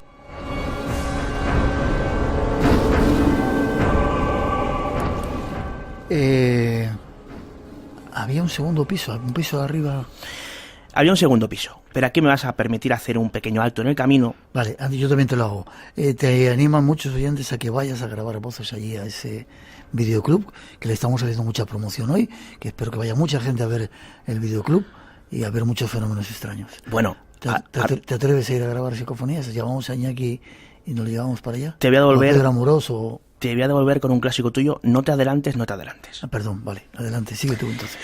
A ver, hacemos un alto en el camino, porque aquí, claro, lo que nos cuenta Alejandro es que hay una serie de personas interesadas en estos temas, con ciertos grupos organizados, que le piden permiso, se enteran por rumores de alguien cuenta a alguien, un socio le cuenta a un amigo que pasó algo y al final pues es un pueblo, la gente se acaba enterando, ¿no? Y hay gente que se acerca allí, peregrina y pregunta por estos sucesos. Alejandro, pues como tal y como nos ha atendido a nosotros, se atendía a ellos y preguntaron si podían ir a grabar psicofonías o bueno, pues a averiguar qué podía haber ahí. Alejandro pues abría las puertas de su videoclub a que lo considerasen, no tenía ningún problema a este respecto. Y se empezaron a hacer no solamente grabaciones psicofónicas, sino una suerte de rituales, uno de ellos con un satanista de por medio, que decían poder atrapar a la entidad en una zona muy concreta. Bueno, una serie de cuestiones que ya a mí particularmente se me escapan un poco, y la posible objetividad que hasta ahora mantenía el caso, a partir de este momento quizá se diluye un poco. Ya entramos en diferentes teorías que son, digamos que arrojadas en esa suerte de rituales y que son recogidas por el propio Alejandro. Vamos a escuchar lo que... Vamos a escuchar esto, claro, esto es importante para entender lo que viene a partir de ahora. Ahí se empiezan a esbozar teorías de por qué puede pasar. Y claro, Alejandro, lógicamente, nos cuenta una historia muy interesante que alberga precisamente al piso de arriba del mentado videoclub. Vale, espera un segundito. ¿Está escuchando Alejandro? ¿Sabe que estamos haciendo este programa hablando de él? Pues yo no sé si a estas horas se estará escuchando, pero estoy absolutamente seguro de que si no lo escucha ahora, lo hará en los próximos días. Vale, vamos a escuchar lo que pasaba en el piso de arriba. Aquí luego empezó tirando cosas de comedia, cosas de drama, empezó tirándome cosas de dentro de por lo que tengo de parte dentro del mostrador y tal, digo. Vale, entonces luego ya arriba, bueno, y te cuento, arriba por ejemplo, tengo una pequeña obra hecha para el tema de los baños, entonces de haber estado aquí con algunos socios, y el socio y yo, o la socia y yo también, escuchar como que alguien estaba pisando los escombros que había arriba sin recoger, clac, clac, clac, clac, y digo, hostia, que ha subido alguien, a ver si ha subido alguien al baño o algo, ¿no? Entonces subo yo, y mientras el socio me espera en el mostrador, subo. No hay nadie, digo, la madre que me parió. Digo, no hagas estas cosas, que tengo socios debajo, a ver si me van a liar y van a salir espantados. Entonces, a mí principalmente, ya te digo, yo lo vivo todo normal, pero han pasado cosas. Luego, hace poco, después, pero sí ha pasado otras cosas distintas a base de eso. No sé si será provocado o referente o algo como que se ha quedado enganchado distinto, no lo sé, la verdad. Pero lo del niño era un tema, lo del otro chaval hablando con algo o alguien también era otro tema, y luego allí la zona de la máquina de aire acondicionado, justo detrás vuestro, la gente en ese tramo se queda viendo películas hacia la estantería, y se quedan como unos 15 a 20 minutos como idos. Por mucho que yo estuviera por ahí y demás, se quedaban como paralizados y así. Entonces ya he quitado de ese medio trance como a 3 o 4 personas. Un ingrediente más que se suma a la historia, y además otro personaje, te pido que te des un poquito de prisa, otro personaje que aparece, alguien con una bufanda roja. Eso parece. A esta suerte de cuestiones ya escuchábamos en el corte anterior como él habla de algo se ha quedado atrapado, ya empieza como a dar cierta personalidad a eso, sea lo que sea, si es que existe como tal. Y bueno, pues no solamente esta suerte de sucesos que he ido repasando, sino que también cuenta cómo se encuentra, no solamente alguno de los socios, sino como él mismo, por el rabillo del ojo, se topa con una suerte de entidad bastante concreta. Aquí a veces había gente que veía ahí donde el tema drama, donde se solía quedar paralizada, había gente que solía ver desde el mostrador como si hubiera alguien, una persona alta. De hecho, yo una vez lo vi de casualidad, de reojo, pero lo típico que ves como alguien y tal, una persona alta de más o menos 1,80, 1,90 más o menos, con una bufanda roja en el cuello, como agachado, viéndote, y te quedas en plan... ¿Qué veo, no? Pero como si fuera una persona como nosotros, o sea... Sí, como si fuera una persona como tal, pero o sea, a lo mejor no tan realista y a lo mejor un poquito más, ¿cómo te diría? Como más fantasioso, como si lo estuviera viendo como si fuera un reflejo o algo, no sé, pero viéndolo aquí, o sea, no en el cristal reflejado. Que en ese momento no sé por qué te da la sensación que hay algo o hay alguien más, de repente te giras, ¿no? Dices, ¿qué narices, no? Entonces a alguno le ha visto, coño, y es que he visto a un hombre, no sé qué, he visto a un hombre alto, no sé qué, y así te lo explican.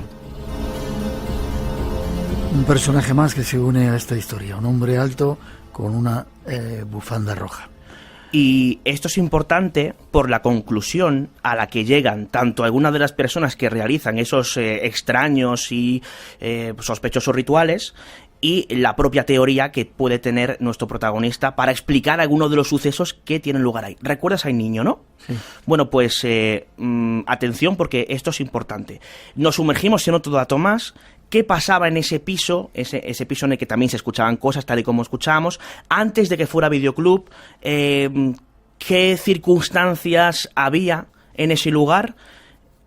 ¿Y qué relación tienen con los sucesos? Vamos por partes. Vamos a escuchar primero algunos sucesos que tuvieron lugar, no precisamente relacionados con lo paranormal, aunque sí con ciertos rituales de magia negra y similar, en el inmueble antes o años antes de que fuera el videoclub como tal. Este local estuvo vacío como más o menos 4 años, pero era una viejoteca latina, ¿vale? En la que se movía un poquito el tema drogas, mujeres, etcétera, ¿no? Era pues un local de diversión, de baile y demás, en la que también bar, entre bar y cafetería, pero sobre todo bar y bar de copas, pero para gente mayor. La viejoteca latina tenía montado, organizado aquí, una cosa de locutorio con sitio de echar mal de ojo, de echar maldiciones, de hacer magia negra, historias, ¿sabes? Bien, luego ha habido navajazos y ha habido historias de peleas, de salir fuera, que se tiran navajazos, venir urgencias, etcétera. Los vecinos ya estaban hasta las narices. Aquí cuando hicimos la obra para reformarlo y tal un poquito, pintar, etcétera, y en la parte de arriba habían trozos tirados, ¿no? Y con agujeros, y en uno de ellos había un casquillo de bala. Esto se va complicando, ya podemos hacer un guión de peli. Sí, es un poco de película la historia, ¿no? Sí. A mí, Miguel, cuando las cosas son muy de película, a mí me hacen dudar. Vamos a dejarlo ahí, ¿no? Pero la historia es sugerente, todo hay que decirlo. ¿Cómo acaba esto? Bueno, pues hemos ido componiendo esta historia con una base de piezas, piezas que como si fuera una suerte de puzzle por completar, que tiene que ver aquí este hombre con la bufanda, este niño, etcétera, etcétera. Bueno, pues hay una historia turbulenta relacionada con lo que acaba de contar, que relaciona directamente, valga la redundancia, con los sucesos que tienen lugar en el videoclub. Atentos. Todo supuestamente. Luego, aparte de eso, bueno, aquí en el piso de arriba, justo este de aquí arriba, que aquí hace 26 años más o menos, si no me equivoco, en los comienzos, que había una señora con un africano o algo así que hacían cosas aquí de eso, de magia negra también, con un haitiano. Hay investigación abierta y todo eso aquí en la policía de Talavera, y que aquí mataron, en teoría, ¿vale? No me haga mucho caso, porque esto es según la investigación que hicieron estos, otros, y lo que cuentan algunos vecinos, etcétera. Aquí mataron a un niño de en torno entre los 5 a 10 años, le quitaron las tripas, etcétera, etcétera, y se fueron con el cadáver en el coche, etcétera, etcétera, historias, ¿no? Y a la par también mataron lo que posiblemente sea el padre, que posiblemente la risa del niño que corre sea ese. Y el padre, que al parecer era un hombre alto al que le cortaron la cabeza. Entonces, toda la gente que han visto, incluido yo, el hombre alto con una bufanda roja, posiblemente no sea una bufanda roja.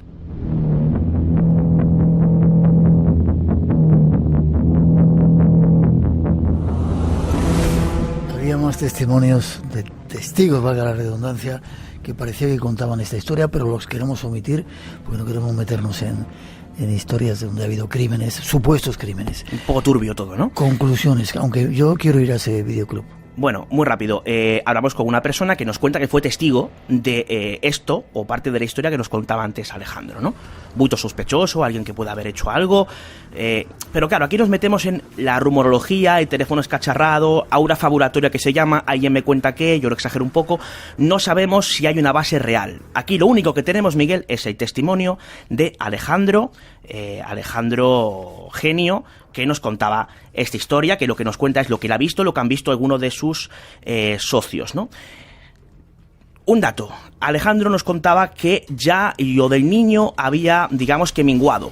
A raíz de esa suerte de rituales que tienen lugar, bueno, hay un efecto sugestivo, bajo mi punto de vista aquí. El niño ya nos aparece. El niño presuntamente nos aparece, pero la persona que luego habló con nosotros dijo estar viendo al niño delante nuestra. Nosotros evidentemente no vimos nada.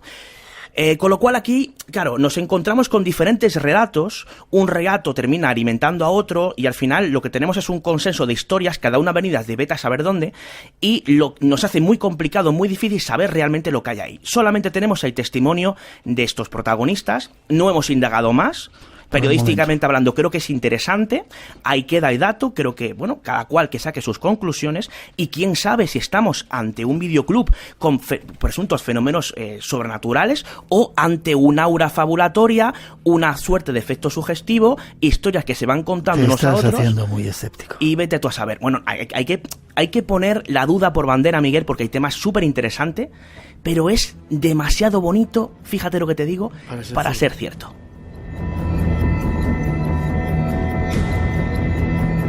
Forma de contacto contigo, David, si alguien quiere contarte historias como esta, que trataremos de verificar yendo por lo menos a ver el videoclub. Forma de contacto. Me has insinuado creo que como 7 veces de ir al videoclub.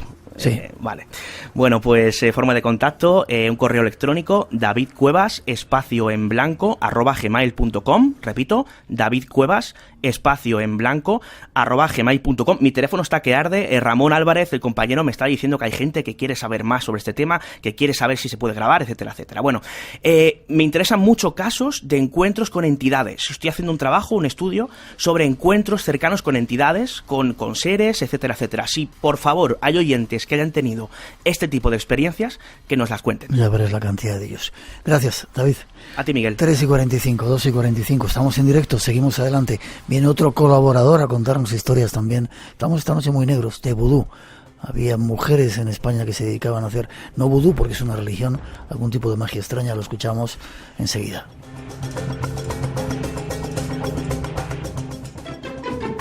Radio Nacional, el sonido que nos une.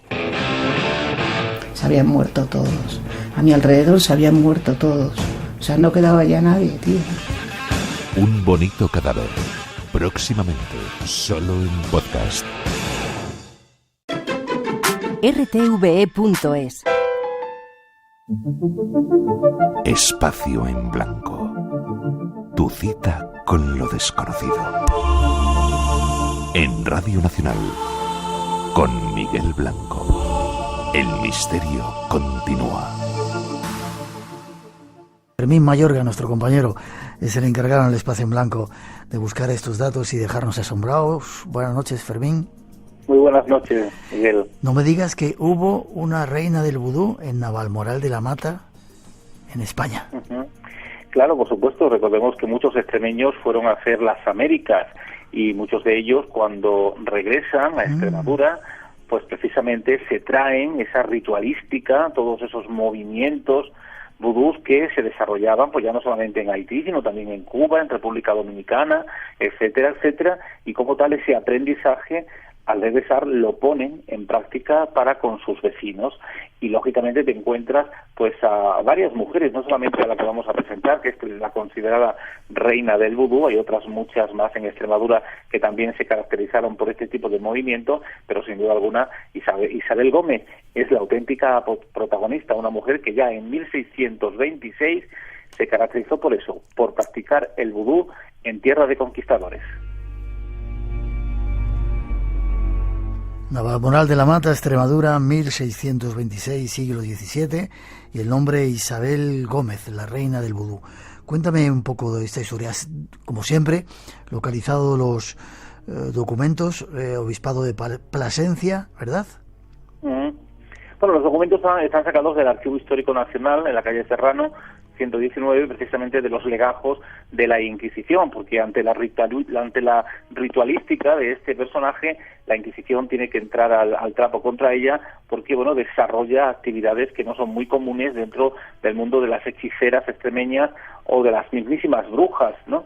Por lo tanto, el presenciar actividades donde, bueno, pues utilizar determinados muñecos para que en un momento determinado los mismos, bueno, pues sean clavados, ¿no?, con alfileres y echados en un barreño de agua. Esos muñecos eran lógicamente de cera, y además le ponían esos alfileres por las coyunturas, y este muñeco, bueno, pues se supone que era la viva representación de la persona a la que una clienta que le había pedido tal movimiento, bueno, pues tuviese que sufrir ese tipo de dolores o inclusive la muerte, ¿no?, en un momento determinado. Ajá. Por este tipo de elementos. De hecho, hay otras mujeres que también practican este mismo ritual, y además con la idea de matar, con la idea de asesinar a determinadas personas en un pueblo también de Extremadura, en concreto en Almendralejo. Pero ya podemos hablar de esa mujer en otro momento, si te parece bien. Perfecto. Porque Isabel Gómez, sin duda alguna, yo creo que es la protagonista en estos momentos. Y esta mujer, además, fíjate que se dedicaba también no solamente ya a estos menesteres, sino a salir de su casa a ciertas horas para visitar los cementerios y a través de, bueno, las tumbas de los muertos, quitar de las mismas determinados huesos que luego utilizaría para sus fines, ¿no? Y en este caso, bueno, pues una vecina de Navalmoral, llamada Ana Teller, le había pedido un remedio para que los huéspedes fueran a su casa. Tenía un pequeño negocio y que ésta le había dicho precisamente que le llevasen unos huesos de difunto. Bueno, pues se los llevó y la rea los cogió haciendo con sus uñas un hoyo en los quicios de las dos puertas de la calle de la casa de la dicha Ana Teller, poniendo precisamente en cada uno un hueso y dando algunas higas al hoyo antes de poner los mismos, y que después de puestos los cubrió con tierra y les puso agua bendita, diciendo además algunas palabras. Así que, como ves, toda una reina del vudú con ese tipo de movimientos de cara a los muertos, a pesar de que la invocación es, digamos, el arte más propio, ¿no?, del mundo del vudú. Sin embargo, fíjate, esta mujer de Almendralejo sí que desarrollaba ese tipo de actividad, que se iba precisamente con su clienta hasta el cementerio. A ella la obligaba a coger determinadas piezas de un muerto, es decir, un trozo de cabello, un trozo de uña, un trozo de tela del vestido o del pantalón del muerto, para pegárselos al muñeco. y a partir de ahí, bueno, pues hacer, a través de esa invocación, la bruja que estaba fuera del cementerio, mientras la otra hacía ese tipo de actividades, le invocaba el espíritu del muerto para dañar y hacer o convertir la muerte en aquella persona que realmente había que dañar. Y este tema, que es muy vudú, pues se practicaba además en ese territorio, en Extremadura, con ese tipo de mujeres. O, por ejemplo, bueno, pues esa destrucción de quitarle la vida a un determinado animal para con algunos fines.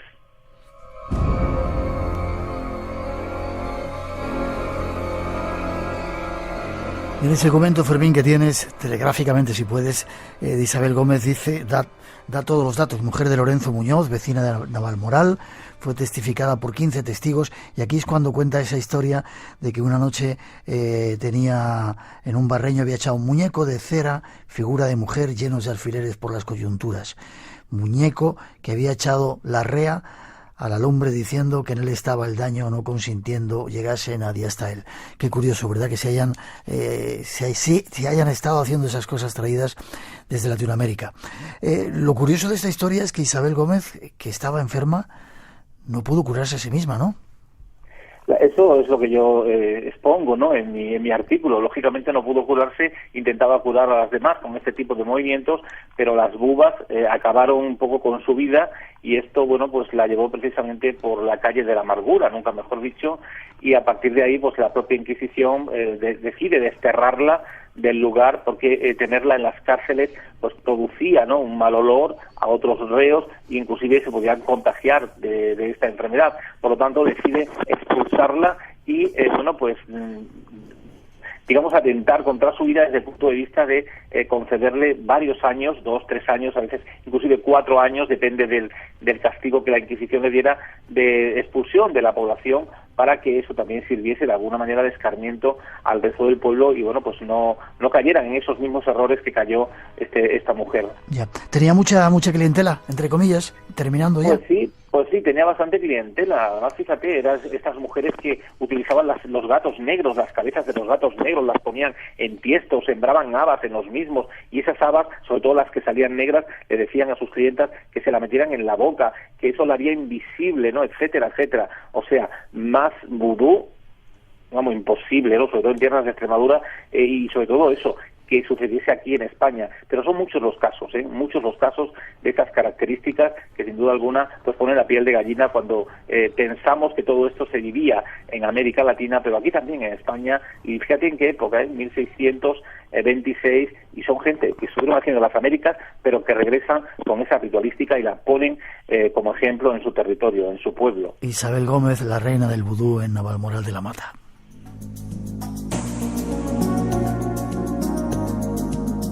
Esa fue esta noche nuestra protagonista. Habrá más asuntos peculiares que Fermín Mayorga nos descubrirá en esos legajos.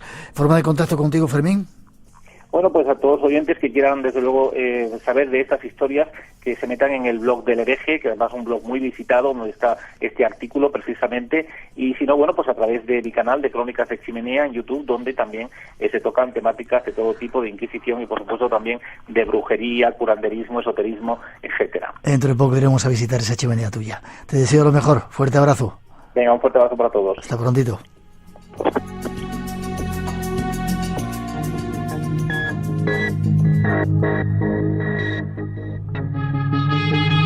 Buenas noches, Rosa. Hola, buenas noches, Miguel. ¿Redes sociales movidas hoy? Mucho, sí, nos lo hemos pasado muy bien hoy con todos los amigos que nos siguen. Sí. Tengo mensajes para todos. Para David, un videoclub en el 2019 ya es un fenómeno extraño. Sí, señor. Ya lo decía, ¿eh? Sí. Eso de parte de todos. Sí. Y bueno, que estamos de celebración hoy, ¿no, Miguel? Porque hemos subido la audiencia. Más de 50.000 oyentes nuevos se unen, pero no hacemos mucho caso. Y viendo la lista, en otras veces solamente nos escuchaban 2 o 3 comunidades, en esta están más repartidas, sobre todo en Cataluña. Estamos petándolo en Cataluña últimamente. Se van sumando cada vez más. Sí. No le hacemos caso. No nos olvidemos que el EGM no contemplan las descargas. Las descargas que, por otro lado, siguen pues estamos estando ahí número uno al 100%. Descargas. Pues nada, dar las gracias a todos los que nos siguen y comentarte muchos de los mensajes que nos ha llegado. Uno de los grandes amigos del programa es Luis La Rodera, que nos sigue gran presentador, en Twitter, gran coleguita. y esta noche ha escuchado nuestro programa mientras iba conduciendo con su coche por la carretera, y te voy a leer textualmente lo que nos cuenta. Dice: ir en coche escuchando Espacio en Blanco y que en cada túnel se dejara de escuchar la radio o aparecieran interferencias ha hecho que las psicofonías de esta noche hayan sido más inquietantes, si cabe, con el hashtag imposible dormirse al volante. Saludos, Luis, nos alegramos de tus éxitos y siga todo así. Pues sí, muchas gracias a Luis y bueno, ya muchos amigos que se siguen sumando desde muchos puntos del planeta. Por ejemplo, Ícaro Ortiz, un nuevo amigo, fiel seguidor desde California, o a Leticia Juárez, que se ha conectado desde México esta noche.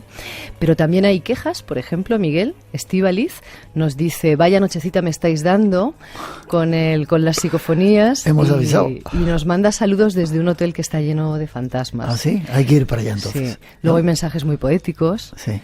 Por ejemplo, el de Juan Manuel, que nos dice: psicofonías, poca luz y soledad, la mejor forma de oírlas. No sé si todo el mundo está de acuerdo. Perfecto.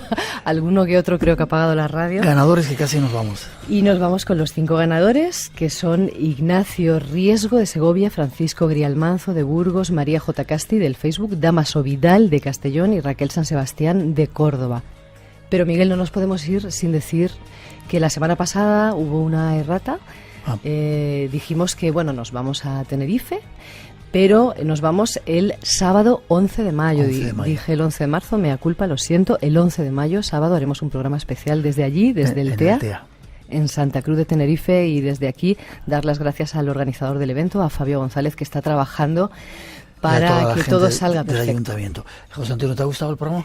Me ha encantado. ¿Has venido de Tenerife solamente? Bueno, para cumplir un sueño, decías. El 98,8% he venido solamente, exclusivamente a estar aquí en el programa Espacio en Blanco, y ya he cumplido un sueño. Qué bonito. Muchas gracias a todos. Qué noveleros sois los canarios. Sí. Qué bonito que seáis así. Gracias. Te veo. Gracias. Nos vamos a ver en el TEA también, Nos vemos en Tenerife seguro. Nos vamos.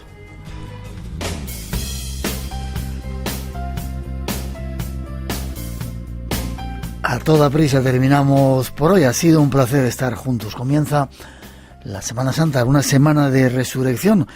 Felices vacaciones. Escuchar el Espacio en Blanco. Tenemos un programa especial preparado. Precaución en las carreteras. No faltéis a la cita. Hay temas exclusivos, como digo. Y ahora, para aliviar un poco el clima, nos pide Ramón que pongamos música dulcita. Uno de nuestros músicos favoritos, James Taylor. Feliz semana a disfrutar. Y la radio continúa, seguramente con temas más también interesantes aquí en Radio Nacional. Nos vemos en 7 días. Feliz semana.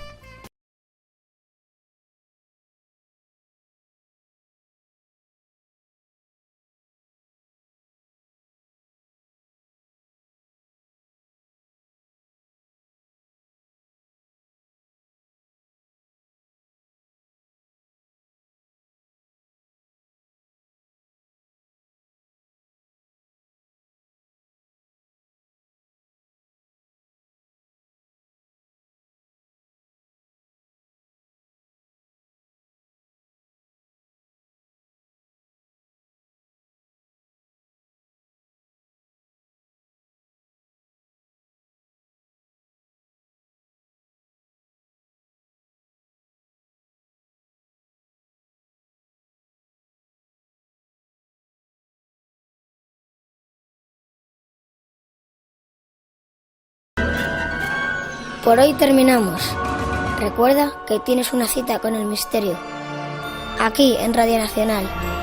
Será dentro de 7 días, en el Espacio en Blanco. Hasta entonces, feliz semana.